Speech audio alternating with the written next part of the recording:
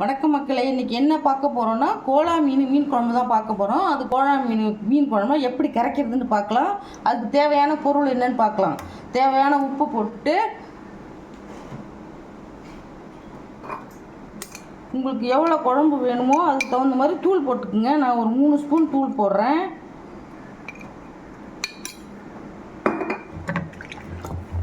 மூணு தக்காளி இறச்சி வச்சுருக்கேன், தக்காளியும் ஊற்றுறேன். அதான் புளி, அதை கரைச்சி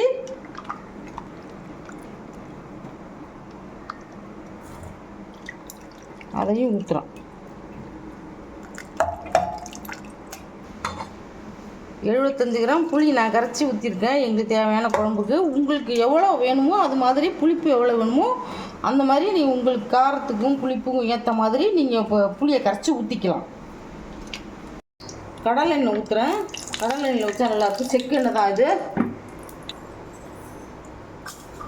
இப்போ இதில் 1 ஸ்பூன் வெந்தயம் போடுறேன். இதுக்கு கடகம் போட்டு காய்க்கக்கூடாது. வெந்தயமும் வெங்காயமும் தான் போட்டு காய்க்கணும். வெந்தயம் போட்டேன், வெங்காயம், பச்சை மிளகாய் போட்டு நல்லா வதக்கணும். பொன்னரமாக வதக்கணும். ஊற்றுறேன்.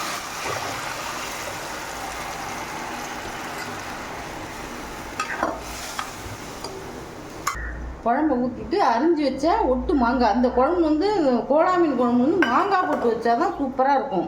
அந்த மாங்காயும் போட்டு ஒரு 20 நிமிஷம் கொதிக்க விடுவோம். போட்டு இப்போ மாங்காய் போட்டுட்டோம். அடுத்தது ஒரு 1/4 மூடி தேங்காய், சோம்பு 1 ஸ்பூன், ஒரு 2 பீஸ் சின்ன வெங்காயம் போட்டு நான் அரைச்சி வச்சுருக்கேன்.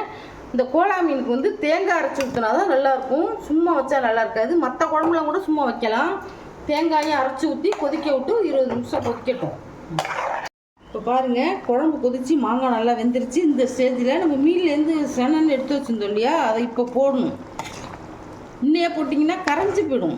இப்போ போட்டு அடுத்தது நம்ம கழுவி வச்சுருக்க மீன், கோலா மீன் முள்ளை எடுத்து கழுவி வச்சுருக்கோம்ல, அது இப்படி தான் இருக்கும். இந்த மாதிரி எடுத்து போடணும்.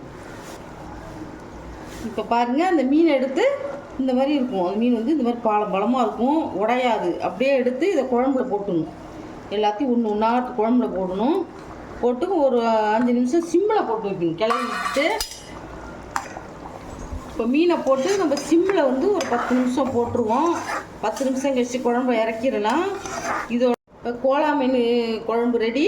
இந்த மீனை எப்படி வாஷ் பண்ணணும்னு தனி வீடியோவே போட்டிருக்கேன், அதை பார்த்துக்கோங்க. தேங்க்யூ, பாய்.